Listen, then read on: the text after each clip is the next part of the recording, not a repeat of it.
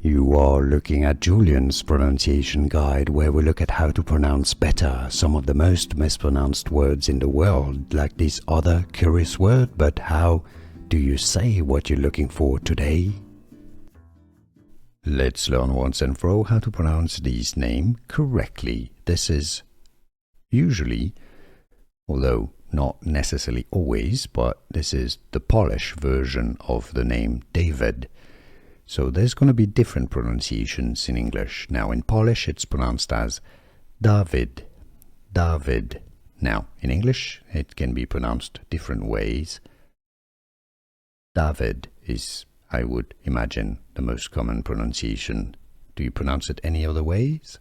Dawid or David or David? Let us know in the comments and where you're from too. Here are more videos on how to pronounce more confusing words and names too many mispronounced. Like this video if you found it useful. I appreciate your support. I'll see you soon and thanks for watching.